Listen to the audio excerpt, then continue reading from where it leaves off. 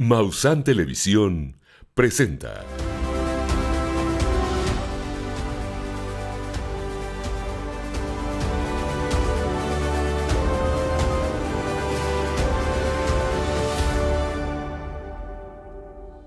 Esto es Tercer Milenio, un programa de periodismo de investigación con las noticias que están cambiando la historia. Aquí le presentamos algunas de las noticias más relevantes y trascendentes de la semana que concluyó.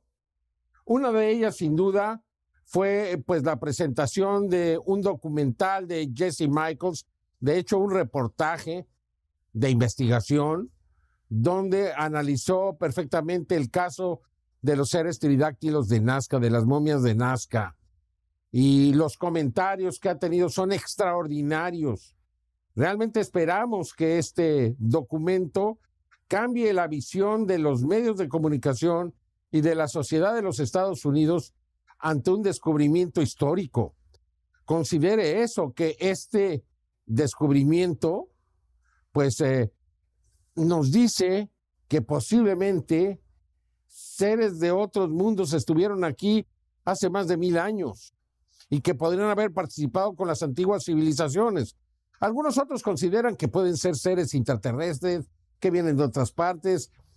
La verdad es que cuando vemos la tecnología, los implantes que tienen en su interior, no existe ninguna otra posibilidad, se lo digo honestamente. Por tanto, el trabajo de Jesse Michaels debe de ser reconocido y esperamos que genere una nueva visión sobre uno de los descubrimientos más importantes de la historia. I just got back from Peru, where I saw one of the craziest things I've ever seen in my life. What am I referring to? I just might have seen a dead alien, or an alien-human hybrid, or an entirely new branch of hominid, or an ancient human mutilated in a bizarre way to imitate what looks like a gray alien.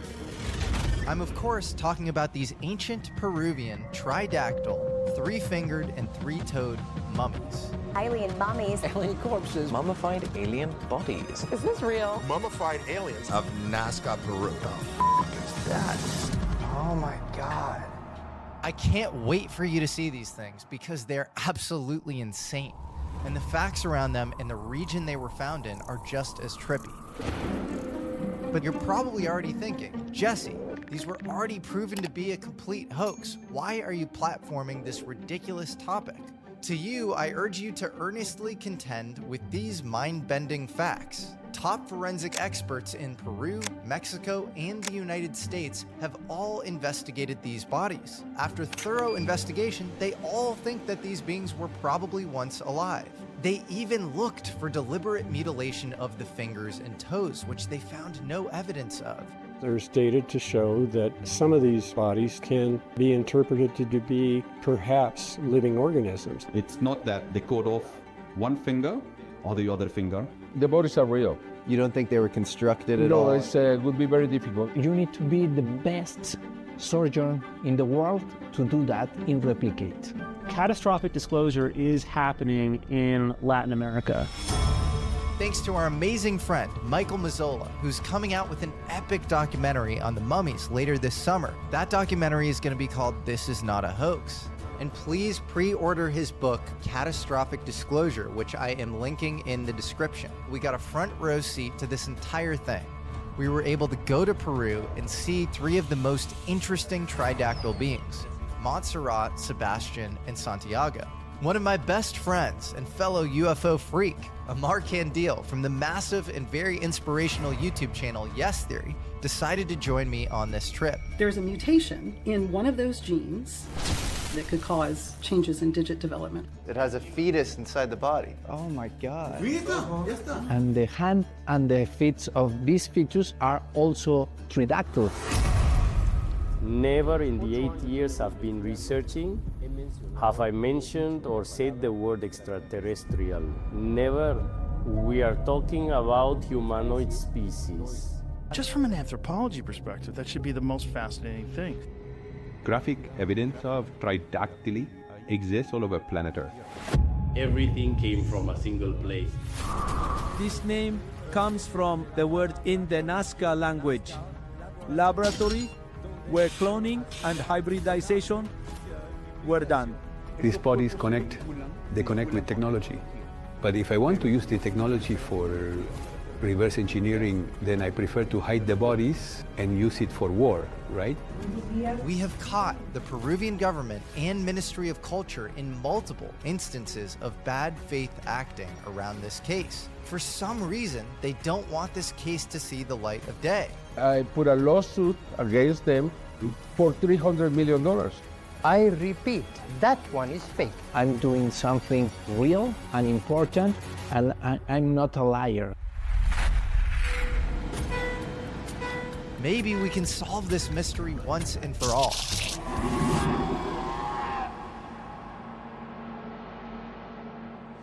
Hace no mucho tiempo, un astrónomo que aceptaba la visita extraterrestre a nuestro mundo era marginado, desconocido.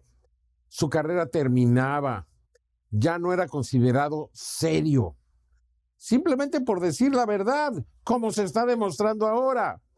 Afortunadamente hay personajes como Avi Loeb, director de astronomía de Harvard, científicos de la Universidad de Cornell, que también están en este mismo tenor de ideas, o Beatriz Villarroel, una científica sueca, astrónoma, que ha demostrado la existencia de lo que ella llama objetos transitorios en el espacio, es decir, naves extraterrestres, y tantos otros, Tavi Boyajan y otros más que le vamos a presentar, que demuestran que hay una nueva manera de pensar, que se empieza a aceptar la posibilidad de que estemos siendo visitados por científicos de alto nivel. Aquí toda la información. El profesor de Harvard, Avi Loeb, ha vuelto a generar debate en la comunidad científica con sus recientes declaraciones sobre el objeto interestelar 3I Atlas. En su última publicación, el académico se pregunta seriamente, ¿deberíamos enviar un mensaje a 3I Atlas? Según sus cálculos, este objeto se aproximará al perihelio el 29 de octubre de 2025 a 98 kilómetros por segundo respecto a la Tierra, demasiado rápido para interceptarlo con cohetes químicos. Su velocidad es 3000 veces menor que la de la luz, lo que permitiría, según el profesor Loeb, alcanzarlo con un haz electromagnético. Es en este punto que se cuestiona si valdría la pena enviarle un mensaje. En su artículo menciona que esta iniciativa tendría sentido bajo la firme sospecha de que 3I Atlas se trate de una nave tecnológica. Para ello, dos factores son clave. Primero, que los tripulantes de esta presunta nave puedan comprender nuestro mensaje. Y segundo, que no perciban la señal como una amenaza. Hasta este momento, en la escala de Loeb, apunta el profesor, el objeto recibe un 5 de probabilidad de ser una nave no humana, pero una respuesta al mensaje lo elevaría a un 10 absoluto. Según Loeb, la trayectoria de 3I Atlas es demasiado precisa para ser el resultado de un encuentro aleatorio. Señala que su movimiento parece intencional, como si estuviera maniobrando a través de nuestro sistema solar. Además, menciona que el objeto exhibe características anómalas que lo alejan de ser un cometa. La astrofísica Beatriz Villarroel, quien es parte de la nueva generación de astrónomos, en los últimos días ha ganado gran notoriedad a nivel mundial por haber hallado la presencia de lo que serían naves no humanas en el espacio. Dicho estudio se basó en el análisis profundo de imágenes antiguas que fueron obtenidas entre los años de 1949 y 1957, mucho antes de que el ser humano lograra colocar un dispositivo en el espacio. Pero esta astrónoma, al igual que Avi Loeb y otros intrépidos científicos que se han despojado de prejuicios, ahora está decidida a ir más allá y ha propuesto 4 métodos para detectar artefactos y sondas extraterrestres en el sistema solar. Estos 4 métodos serían los siguientes. 1. Análisis de imágenes pre-Sputnik, que señala que se tienen que utilizar fotografías astronómicas tomadas antes del lanzamiento del satélite Sputnik en 1957, para buscar destellos de objetos brillantes que podrían haber sido sondas reflejando la luz solar. 2. Observaciones con telescopios espaciales. Emplear telescopios en el espacio para identificar objetos artificiales en el sistema solar. 3. Estudio de espectros de reflexión. Analizar los espectros de reflexión de objetos en órbita terrestre para detectar el oscurecimiento característico que indica la exposición prolongada de superficies metálicas al clima espacial. Y 4. Uso de la sombra de la Tierra como filtro. De acuerdo a este método, consiste en aplicar la sombra de la Tierra como un filtro para buscar objetos luminosos en el espacio cercano a la Tierra. No hay la menor duda. La profesora Beatriz Villarroel pertenece a la nueva generación de astrónomos que encontrarán las claves de la visita extraterrestre. Un camino que ya había sido abierto por científicos como Nikolai Kardashev, que fue un astrofísico soviético célebre por proponer en 1964 la escala de Kardashev, un sistema para clasificar civilizaciones según su nivel de aprovechamiento energético, y más recientemente como el físico y científico norteamericano John Brandenburg, conocido por su hipótesis de que Marte sufrió antiguas explosiones nucleares como resultado de una guerra entre civilizaciones extraterrestres, y quien trabajó en investigaciones para la NASA y el sector privado. Ha afirmado que estructuras y anomalías en la superficie marciana podrían ser restos de ciudades. También sostiene que el universo está habitado y que la humanidad debería prepararse para posibles contactos con inteligencias no humanas. En 2015, la astrónoma Tabitha Boyajian y un equipo de científicos analizaron los datos del telescopio espacial Kepler y encontraron un comportamiento inusual en la estrella KIC 8462852, a la que se le dio el apodo de Estrella de Tabi en su honor. La luz de esta estrella parpadeaba de manera irregular con caídas de brillo que llegaban hasta el 22%, algo mucho más drástico y anómalo de lo que se esperaría de un planeta en tránsito. El patrón de atenuación era tan extraño que algunos científicos sugirieron la posibilidad de que se tratara de un fenómeno artificial, como un enjambre de Dyson en construcción. Sin embargo, la idea de una megaestructura extraterrestre fue propuesta de forma muy importante por el grupo de astrónomos y científicos que analizaron los datos y permanece como una gran posibilidad de que una civilización muy avanzada construyera esta megaestructura alrededor de la estrella de Tabi para aprovechar su energía. La esfera de Dyson es una megaestructura propuesta por Freeman Dyson en 1960. La idea surgió de un experimento mental sobre cómo una civilización tecnológicamente avanzada que ha agotado los recursos de su planeta podría satisfacer sus crecientes necesidades energéticas. Esto se confirmó que ocurre con nuestro Sol el 11 de marzo del año 2012, ya que por primera ocasión era posible apreciar cómo una esfera de color oscuro extraía energía del Sol directamente y sus dimensiones eran astronómicamente enormes. No hay duda, estamos siendo testigos del nacimiento de una nueva generación de astrónomos que, como señalamos, se han despojado de todo prejuicio y se muestran abiertos a reconocer la existencia de inteligencias extraterrestres. Lo que antes era tabú, hoy es un reto científico, el cual estos nuevos hombres de ciencia están dispuestos a afrontar con una nueva visión, en la cual serán protagonistas del encuentro con los visitantes. ¿Podría usted creer que una nave de grandes dimensiones fue derribada en Corea del Sur, una nave de características no humanas, extraterrestres, que esta permanece en tierra y que se construyó, como no la pudieron mover, se construyó pues una edificación alrededor de ella para hacerla parecer algo distinto, y que ahí se tuvo que poner una base militar para ocultar todo este desarrollo o esta idea, este caso? Bueno, 3 de las voces más autorizadas, Stephen Greer, Ross Coulthard y Joe Rogan, dicen que es posible de que esto sea verdad. Además, ya se encontró el lugar donde se encuentra. Aquí toda la información. De acuerdo con una investigación recientemente revelada en un episodio del reconocido podcast The Joe Rogan Experience, se habló de un caso insólito, la caída de un objeto gigantesco en Corea del Sur. Según la información, el ovni era tan grande que no se pudo remover, por lo que tuvieron que construir un edificio a su alrededor. El caso fue comentado de manera muy breve por Joe Rogan durante una conversación con el investigador Andrew Gentile, mientras hablaban de proyectos de propulsión de UAPs.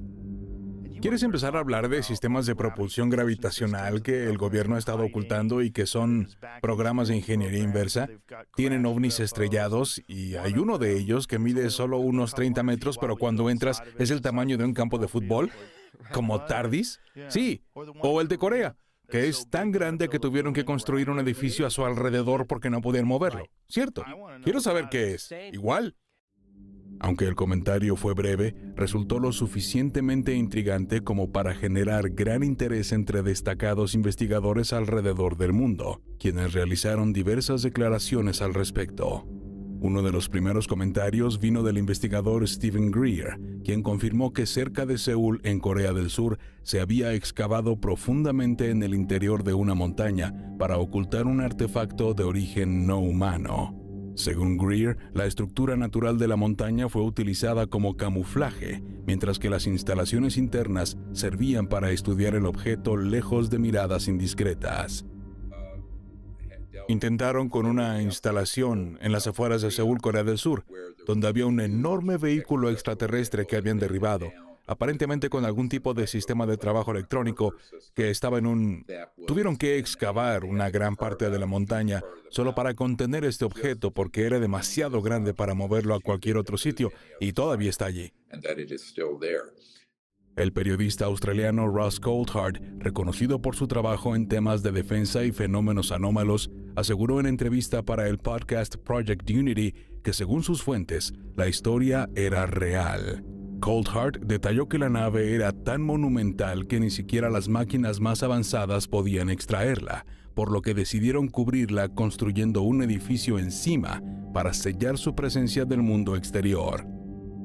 Y si parte de esa nave es tan grande que no se puede mover. ¿Eso es lo que dices, Ross? ¿Es lo que te han dicho? Eso es exactamente lo que digo. ¿Qué tan grande es grande? Grande. Tan grande que han construido un edificio encima, en un país fuera de Estados Unidos. Y antes de que te vayas, ¿hay algo más que puedas contarnos sobre este gigantesco vehículo que es demasiado grande para mover? ¿De qué hablabas específicamente? Vamos, solo para darme más detalles. Te lo voy a decir, me voy a meter en problemas, lo intentaré. Maldito seas, Ross. Me preguntas lo que he dicho, me puedo meter en problemas. Déjame decirte esto. Sé exactamente dónde está. Dios mío. Dios mío. ¿Crees que va a salir a la luz? Algún día, sí. Y es muy interesante porque es absolutamente asombroso, porque se mantiene en secreto.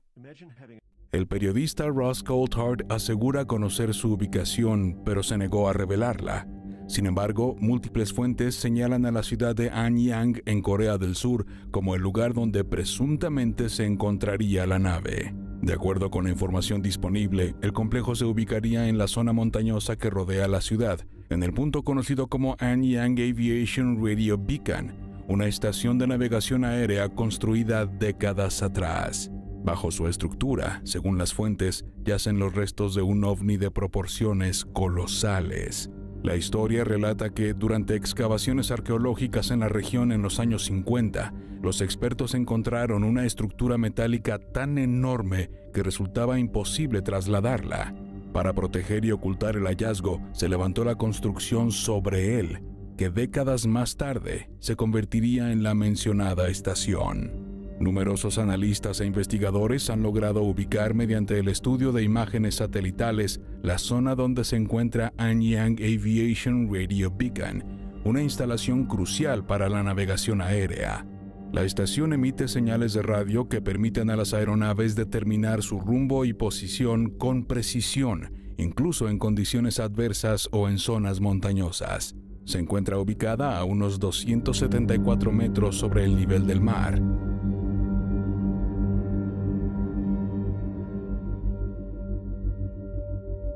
El objeto, con un diámetro estimado de 80 a 100 metros, ha sido descrito como una nave claramente no humana. Su ubicación estratégica, cercana a la capital y rodeada de montañas, habría facilitado el mantenimiento del secreto. mientras que la construcción de la estación de radio sirvió de cobertura para evitar la curiosidad de investigadores y civiles.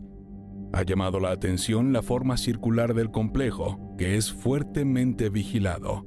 Desde las alturas es posible confirmar su gran tamaño y peculiar forma. Figuras como el Dr. Stephen Greer y el periodista Ross Coulthard, además de confirmar la historia, han señalado que casos como este encajan en un patrón global de encubrimiento de tecnología extraterrestre. En otras palabras, podríamos decir que, de confirmarse esta historia, estaríamos frente a una especie de Área 51 en Corea del Sur. Aunque nunca se ha confirmado oficialmente la existencia del ovni, la combinación de testimonios, indicios arqueológicos y el misterio que rodea a la ciudad de Anyang ha convertido este lugar en un punto clave para la investigación. Bajo este complejo de apariencia rutinaria yace un secreto que desafía la imaginación y recuerda que, a veces, los hallazgos más increíbles permanecen ocultos a plena vista, esperando ser descubiertos por quienes se atrevan a mirar más allá de lo evidente. Algunas personas consideran que no se está realizando nuevas investigaciones a la esfera de Buga. Totalmente equivocados. En los Estados Unidos, en laboratorios muy sofisticados, se está analizando el carbono 14 y también los isótopos que podrían revelar en dónde fue fabricada, si fue hecha en la Tierra o en algún otro planeta, lo cual resulta determinante. Y esto estará listo muy pronto. Además, en México estamos ahora analizando esta señal permanente que envía la esfera. Tuvimos que construir, gracias al ingeniero David Ávila Roldán, una jaula de Faraday para meter ahí a la esfera y demostrar que no hay ninguna influencia, que esa señal sale de la esfera. Esto también sería determinante. Y ahora el ingeniero Garrido considera que se puede utilizar para mandar un mensaje al espacio, tal y como lo hicieron Frank Drake y Carl Sagan en 1974 desde el radiotelescopio de Arecibo. ¿Será posible o es una locura? Aquí le presento toda la información. Este instrumento se le conoce como la jaula de Faraday. Fue creada por Michel de Faraday, por allá del año 1845, para que tengan una idea. ¿Qué hace esta caja que está aquí, o esta jaula? Esta jaula lo que hace es que aísla el interior de cualquier campo eléctrico. Esto es, cualquier campo eléctrico del exterior que usted pueda tener aquí, frecuencias, lo que usted guste, cuando usted cierra esta jaula y usted conecta esa jaula a tierra, todo lo que llegue aquí se va a tierra y se aísla eléctricamente aquí adentro. Nunca entra. Por lo tanto, este aislante interno es muy importante para varias situaciones. En el caso de la esfera de Buga, hemos detectado que la esfera transmite una señal a 92.5 MHz. Ya está perfectamente medido y lo hemos demostrado muchas veces. Lo va a volver a usted a ver más adelante. Pero déjame decirle que también existe la posibilidad de que al no estar dentro de una jaula de Faraday, esa señal pudo haber sido de alguna forma influenciada por alguna externa y que esta esfera como espejo la reflejó. Bueno, para poder quitar esa posibilidad, entonces lo que hacemos es que metemos la esfera precisamente dentro de esta jaula y en ese momento conectada a tierra no entra absolutamente nada de influencia eléctrica a ella.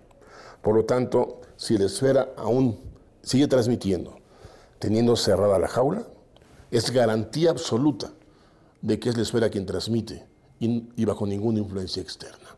Estamos viendo ahorita aquí un analizador vectorial de redes. Vean ustedes cómo apenas si detecta una frecuencia, la pueden ver en el punto izquierdo, se trata de estabilizarse. Esa señal es la que emite la antena, la esfera de Buga, pero la esfera de Buga está muy retirada de aquí. Ahora, fíjate, vamos a hacer una cosa, amigo. Vamos a demostrarle al público que al momento de que cerremos la jaula, vamos a demostrar cómo la jaula aísla a ese instrumento para que no detecte nada. ¿Te parece bien? Está muy bien. Voy a moverlo con cuidado aquí. Claro. Tú me haces el favor de cerrarla. La cámara está tomando. Ahora, vean ustedes con cuidado cómo se pierde la señal. Ya no hay señal. Ya no hay señal. Realmente vean ustedes, la jaula funciona. Ahí la isla de cuestión de influencia eléctrica del exterior, en ese momento este sensor está completamente aislado del exterior. Y ahí está demostrado. Y quede claramente para ustedes. Se ve que la jaula trabaja perfectamente, que su función es esa, evitar que pase alguna señal al interior. Sí. Y lo estamos viendo ahí con el equipo. Ahora, vamos a hacer otra prueba, me parece que sería muy interesante, para ir sumando más evidencias. ¿Te parece? Sí, mira, ahí nada más se abre y regresa a la señal. Y regresa a la queda claro, señal. Me queda completamente claro. Sí. Bueno, tiene usted aquí un detector de frecuencia de campo de la radiofrecuencia. Recordemos que nos mide ahorita este aparato la intensidad de campo de radiofrecuencia.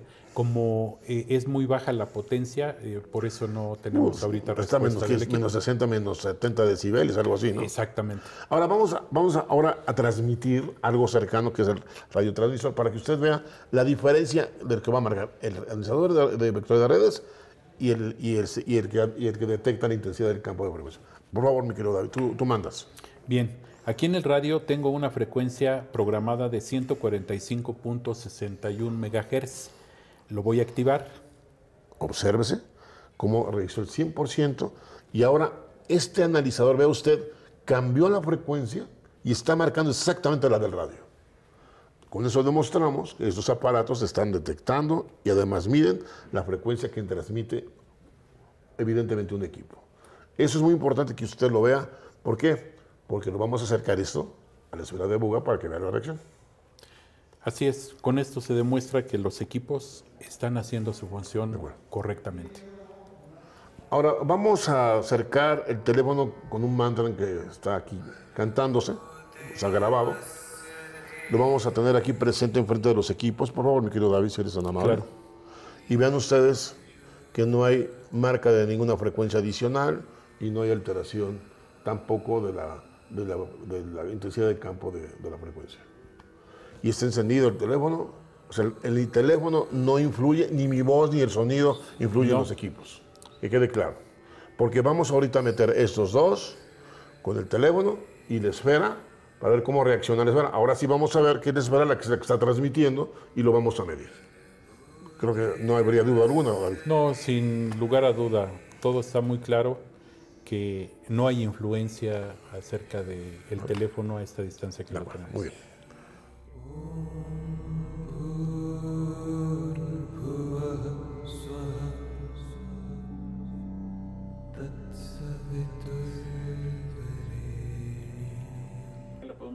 Sí, la pueden ver con más claridad aquí en la computadora. Quiere decir que a pesar que se aislada la esfera y no hay influencia exterior, hay señal de transmisión. Por lo tanto, esto es una prueba contundente de que la esfera está transmitiendo. ¿En qué frecuencia está transmitiendo? En 90.8 Hz. Esa es exactamente la señal que está transmitiendo. ¿Queda comprobado? Sí. Ahora sí no hay duda, porque al momento de aislarla, la transmisión, la señal está ahí presente. No hay duda. Por lo tanto, es contundente y comprobamos, es auténtica la prueba. Es exitosa la prueba. Hace algunos años se presentaban decenas de figuras, algunas de ellas extraordinarias, en los campos de trigo en Inglaterra. Este fenómeno empezó a ser destruido entonces. Primero fue uno de los agricultores que, cuando vio una de estas figuras, cansado de que la gente la fuera a visitar, decidió cortarla. Y luego fueron 2, y luego fueron 3, y luego fueron muchos. Ahora la policía tomó esto en sus manos y dijo que les comunicó a todos los agricultores que destruyeran estas figuras tan pronto aparecieran. Ellos siguen pensando que es graffiti, a pesar de nunca haber detenido a una sola persona, de haber sorprendido a alguien haciendo estas figuras en medio de los campos. Resulta imposible, me recuerda a los drones de los Estados Unidos. Aparecen los hombres, dicen que son drones. Aquí dicen que son graffiti cuando no han encontrado a nadie haciéndolo. Porque unos viejitos dijeron que ellos los hacían. Así las cosas.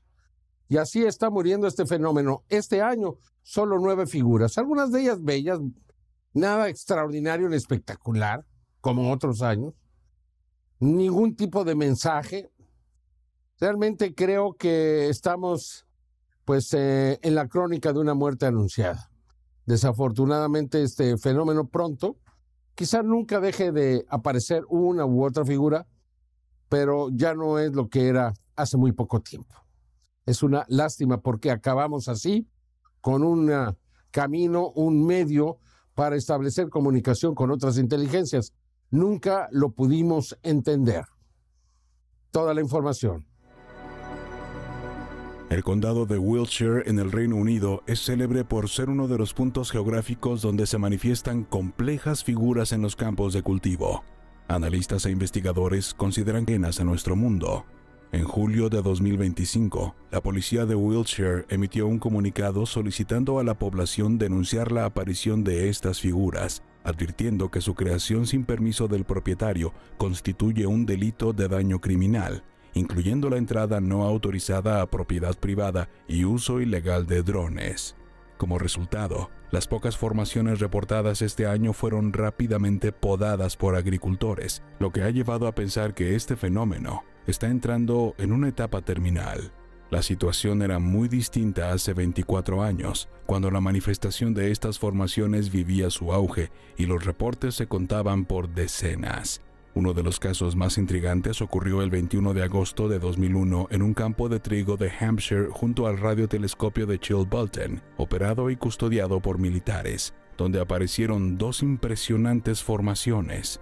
Desde el aire se distinguía un rostro humanoide y junto a él una figura que parecía contener la respuesta al mensaje enviado por Carl Sagan y Frank Drake el 16 de noviembre de 1974 desde el radiotelescopio de Arecibo en Puerto Rico hacia la constelación de Hércules, a 25,000 años luz de distancia.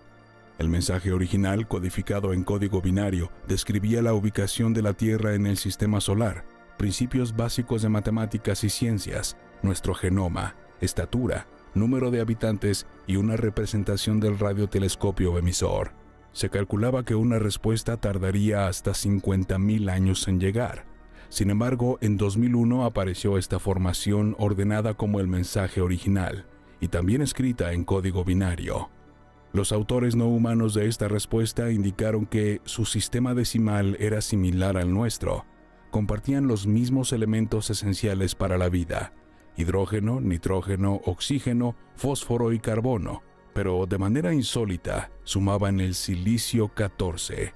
Su ADN era de triple hélice con un genoma más extenso, lo que sugería un desarrollo biológico más avanzado. Según el mensaje, medían en promedio 1.25 metros, con cabeza grande y desproporcionada respecto al cuerpo. En 1974, la población humana era de unos 4.292 millones, la suya cercana a los 5.000 millones. Afirmaban habitar 3 planetas y algunas lunas de su sistema. El mensaje también comparaba el radiotelescopio de Arecibo de 306 metros y 1 trillón de vatios con el suyo, de 85 metros y frecuencia de 2.388 MHz. Un año después, el 21 de agosto de 2002, se reportó otro impresionante crop circle en Sparsholt, Hampshire. Representaba un rostro humanoide de cabeza alargada, ojos grandes ovoides, boca y nariz pequeñas, enmarcado en un rectángulo de 110 por 76 metros.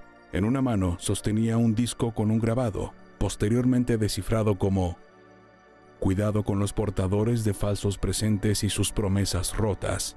Mucho dolor, pero aún hay tiempo. Crean que aún el bien está ahí afuera. Nosotros nos oponemos a los engaños.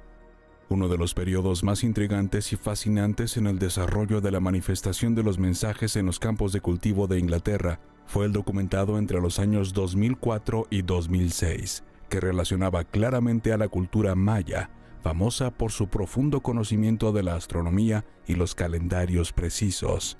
De acuerdo con analistas e investigadores de los crop circles, los patrones registrados no fueron al azar, ya que encontraron detalles que destacaban el conocimiento olvidado de la antigua civilización maya. una cultura que dominó el tiempo, las estrellas y los ciclos cósmicos, cuyos secretos parecieron despertar a través de estas figuras geométricas. Todo indicó que fue un puente entre las épocas donde el pasado maya y el misterio del presente se entrelazaron. De hecho, se encontró que los calendarios tenían una amplia relación con la fecha del 21 de diciembre de 2012, que de acuerdo con los mayas, marcaría el final de una era para dar paso a otra. Para corroborar dichos hechos, en el año 2004, este equipo de investigación encabezado por el periodista Jaime Maussan visitó el Reino Unido para esperar el Crop Circle especial que marcaba cada temporada. El 3 de agosto apareció en Opposite Salisbury Hill, la primera de una serie de formaciones extraordinarias con alusión a símbolos mayas, una figura cuyos trazos representan los calendarios de esta civilización. Al año siguiente, en el 2005, también en agosto, el día 9, se manifestaron nuevamente formaciones con alusión a la calendárica de los mayas. En el centro aparece la representación del eclipse anular de Sol que acontecería más tarde, el 20 de mayo del 2012, cuando el Sol de los mayas, conocido como Kinich Ahau, se alinea con las Pléyades conocidas como Saf, la fecha cascabel. Durante el eclipse se alinearon las Pléyades, el Sol, la Luna, la Tierra y el centro de la galaxia. Las 16 plumas que rodean al eclipse se refieren al tránsito de Venus que ocurrió más tarde, el 5 de junio del año 2012, en la mat de los mayas frente al Sol. 4 días después, el 13 de agosto del 2005, apareció en Wollaston Hill la formación con símbolos mayas que representan al Ser Supremo, un Apku, y un círculo conteniendo a un cuadro y, a su vez, otro círculo. Así representaban los mayas lo infinitamente grande y lo infinitamente pequeño.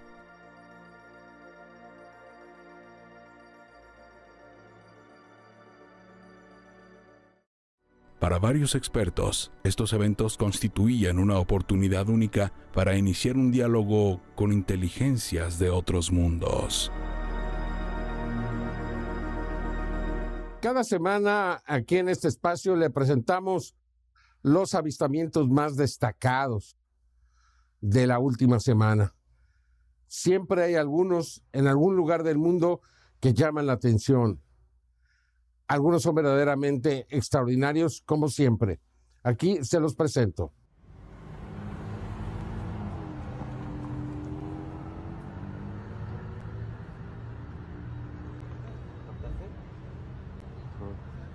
...12 de junio de 2025, Long Beach, California. Una persona, mientras conducía, observó que una esfera se encontraba a una corta distancia de la zona y se movía de forma inteligente. Veamos la grabación con atención.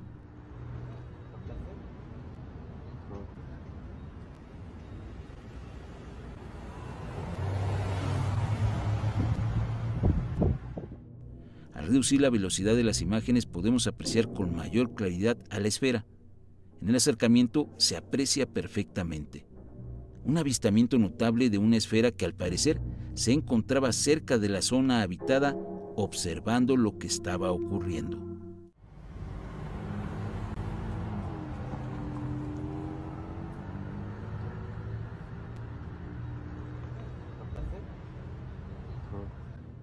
...12 de julio de 2025, Novosibirsk, Rusia.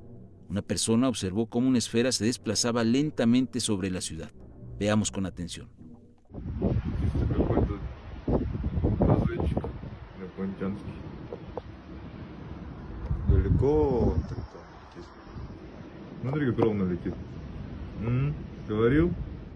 Los testigos se encontraban en uno de los pisos más altos de un edificio de departamentos. Y desde esta zona fue posible apreciar con toda claridad cómo esta esfera se desplazaba levitando. En el acercamiento podemos apreciar este importante avistamiento con gran claridad.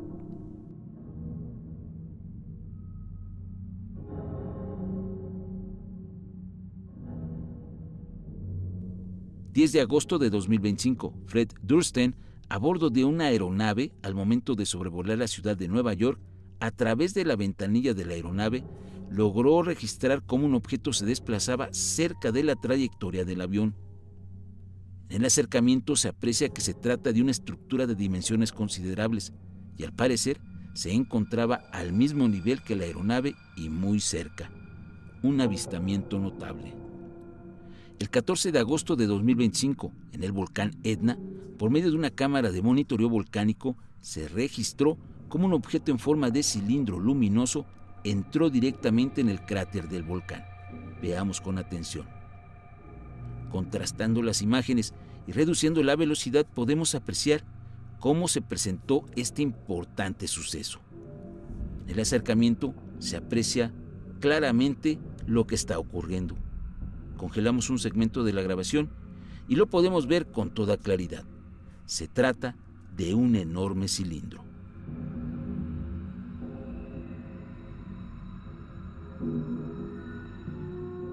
Sacramento, California, 13 de agosto de 2025. Miembros de la familia Winston observaron lo que parece ser un objeto en forma de cubo suspendido en el cielo. En el acercamiento y con un mayor contraste lo podemos apreciar con toda claridad. Se trata sin duda alguna de un objeto muy extraño. Cancún, México, 13 de agosto de 2025.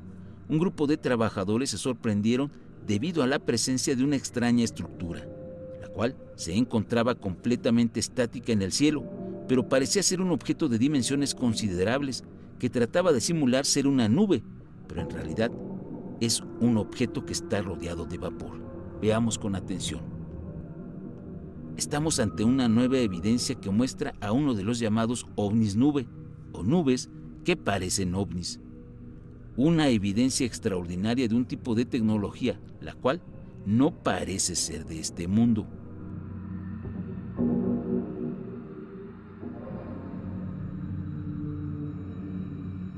Volgogrado, Rusia, 8 de agosto de 2025.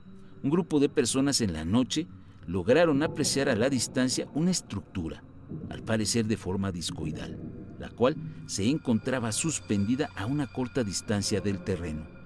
Era posible verla, ya que presentaba una serie de luces en el borde de su estructura. Esto permite que se viera con gran claridad. En el acercamiento podemos establecer que es una enorme nave. Esta es una breve selección de evidencias, las cuales demuestran contundentemente la presencia en nuestro mundo de tecnología, al parecer, no humana, indicándonos que la oleada ovni continúa.